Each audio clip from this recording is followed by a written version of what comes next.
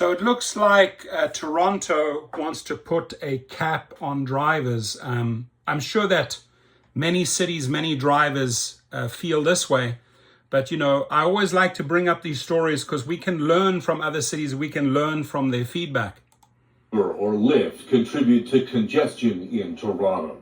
A new report from city staff shows that the number of drivers has shot way up, and that has had a big impact, especially downtown. Now, the data shows that citywide, the number of drivers that are working for those kind of companies is about 4.5%. But if you look downtown, in the downtown core, the number jumps to 14%. And that's one reason staff say the number of driver permits should be capped at the current number of 80,000, something that the mayor supports. The taxi industry says that number is far too high, while Olivia Chow's political opponents say there should be no cap at all. Both say consumers will pay the price. We have an arbitrary cap that's being imposed right now. At the end of the day, that will increase the cost for consumers, for Torontonians. It will make it longer to secure a ride, and it will make it less convenient. For the end user, you're going to start paying more. You're going to hear from drivers that they're not making enough. And we've heard recently that Uber and Lyft drivers are asking for e-money transfers to make up the difference. This is not the experience that the end user is looking for. In an email, Uber said that the report does not contain accurate information, but then went on to quote the data from the report to say that a cap on drivers is not needed. Last year, when the mayor tried to put a cap on the number of drivers, Uber threatened to sue, and the mayor backed down. Now, city staff say there's been enough consultation to move forward. No word from Uber if it plans another lawsuit.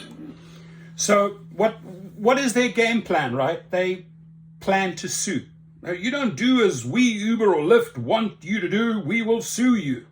And that chicken head, that mayor backed down last time. The bottom line is you can't have an never-ending flow of drivers, a lot of people using illegal accounts, right? Just flooding the market with all these illegal accounts that they can buy, duplicate, purchase on the open market. They can get accounts and then they're in there. This is why it's become a fat mess in these major metropolitan cities. So Uber's go-to plan will sue you if you don't do as we do. And what we've learned, what legislators should learn, politicians should learn, grow some balls, stand up to these corporations, to these bullies, and start dictating your terms, right? You can't just be pushed around. The bottom line is, how did you get here? They want an never-ending flow of drivers because they can exploit them, especially immigrants willing to work for hardly any money. So they love the current scenario that's playing out, right? We have a lot of drivers and a lot of drivers that are willing to drive for peanuts. It suits them fine. It maximizes their profits. So as soon as these cities, mayors, governments start stepping up and actually say, you know what, go ahead, try and sue us.